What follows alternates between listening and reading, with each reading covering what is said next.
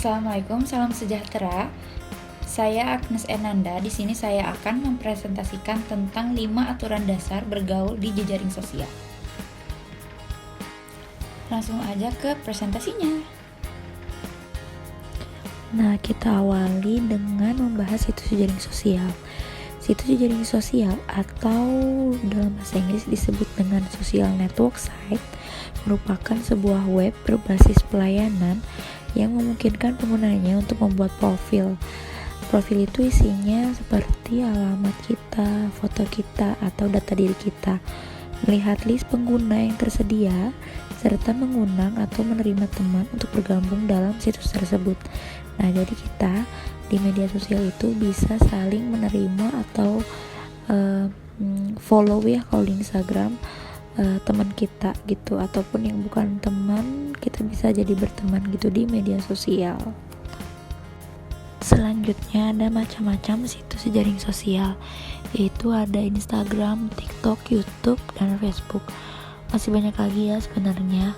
Perbedaannya itu kalau Instagram itu menampilkan berbagai foto ya, di explore-nya tuh terdapat foto-foto.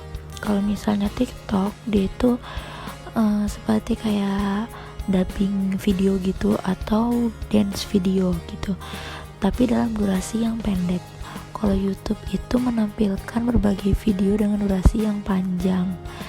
Nah, kalau misalnya Facebook, dia bisa update status, foto bisa, video pun bisa gitu ya.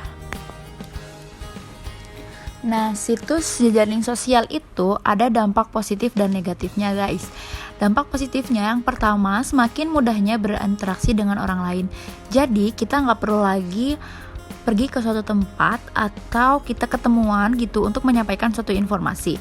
Jadi karena mudahnya kita berkomunikasi dengan jejaring sosial, seperti misalnya di Instagram itu kita bisa kirim DM gitu ya, atau di WhatsApp kita bisa chatting gitu. Lalu yang kedua ada sarana promosi. Nah, jadi kita bisa mempromosikan barang atau komunitas atau yang lain-lain di jejaring sosial, seperti adanya iklan di YouTube gitu ya. Yang ketiga ada sarana sosialisasi program pemerintah.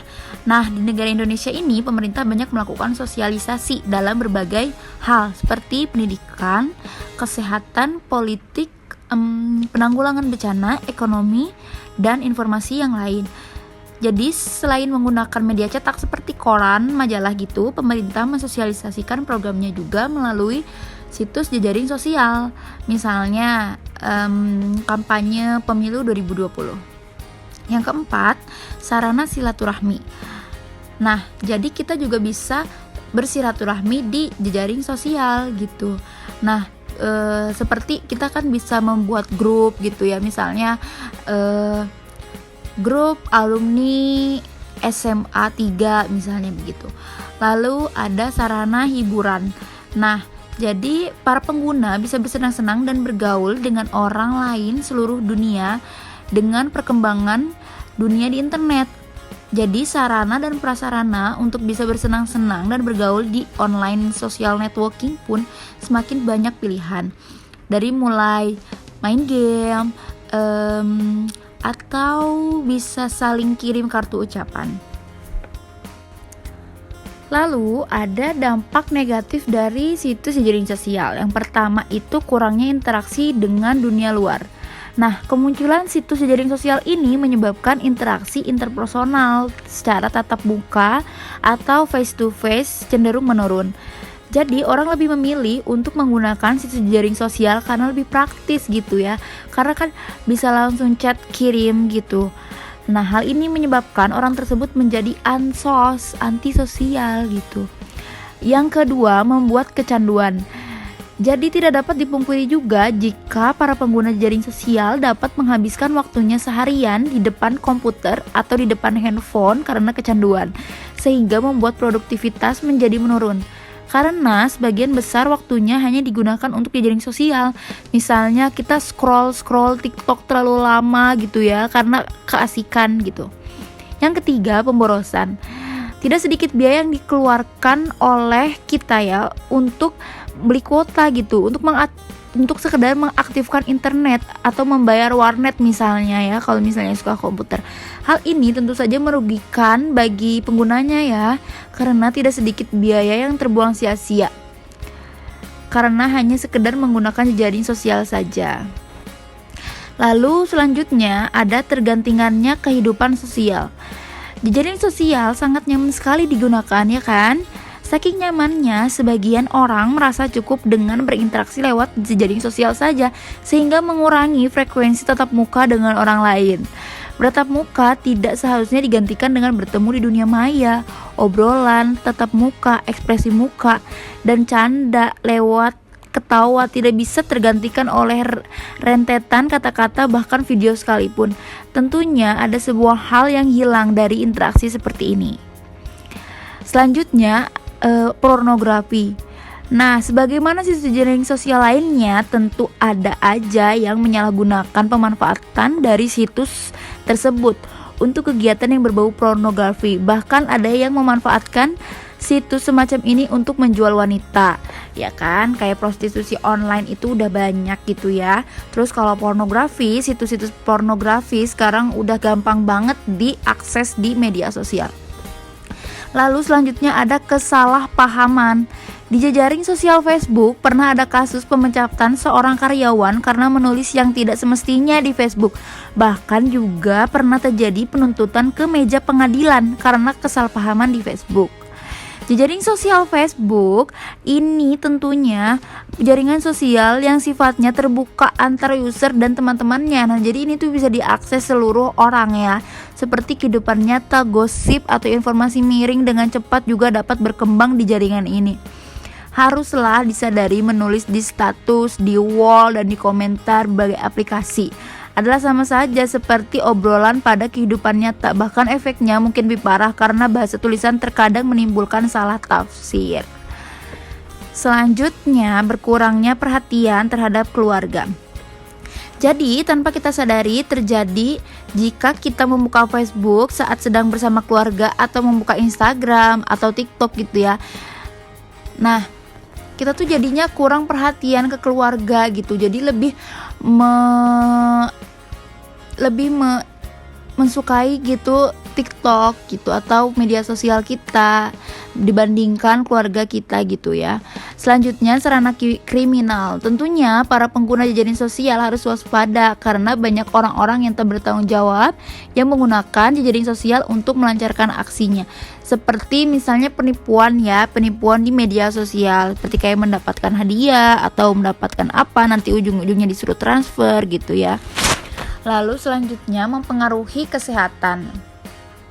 Nah, misalnya kita tuh terlalu lama gitu ya melihat gadget atau terlalu lama melihat komputer gitu.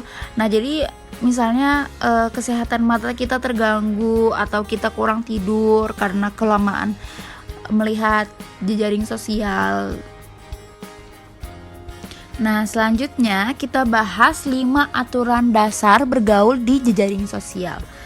Nah, jadi yang pertama itu aturannya yaitu memasang profil diri secukupnya saja. Jadi tidak perlu terlalu lengkap seperti alamat rumah, sekolah, nomor telepon, dan sebagainya, karena rentan dimanfaatkan oleh orang yang memiliki niat tidak baik. Selanjutnya yaitu waspadalah ketika mengadakan pertemuan offline face to face dengan seseorang yang baru pertama kali dikenal di internet. Misalnya kita ketemuan gitu ya. Kalaupun memang harus bertemu, ajak beberapa teman atau anggota keluarga yang lebih dewasa untuk menemani dan lakukan pertemuan di tempat publik yang ramai.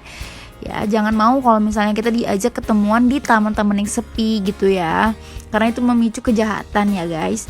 Lalu selanjutnya, jangan memajang foto yang kurang pantas karena berpotensi disalahgunakan oleh orang lain yang dapat merugikan kita. Jadinya kita tuh memasang foto yang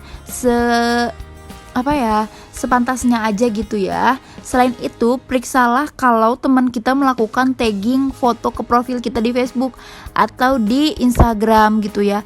Karena kalau foto tersebut kita anggap dari profil kita, segera lakukan remove tag ya. Kalau misalnya itu menurut kita nggak pantas gitu ada di profil kita, nah itu kita bisa remove tag.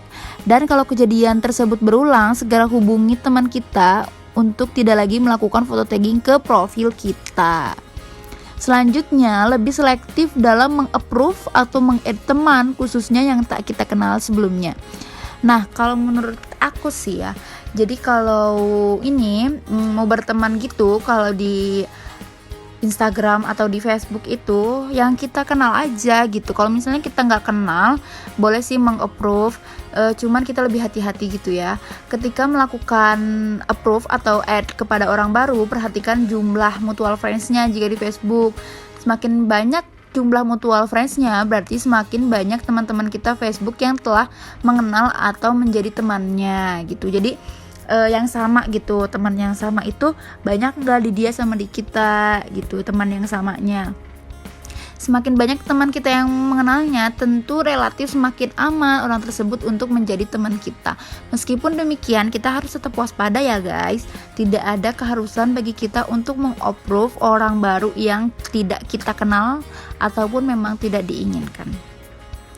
Selanjutnya, yang terakhir yaitu ingatlah bahwa apa yang ditulis di situs jejaring sosial akan dibaca oleh banyak orang dan tersebar luas. Dampaknya bisa merugikan diri sendiri ataupun pihak lain dan sangat mungkin berujung pada tuntutan hukum. Jadi, kita tuh harus think before posting. Sekian presentasi dari saya. Lebih dan kurang mohon maaf. Semoga bermanfaat. Wassalamualaikum warahmatullahi wabarakatuh.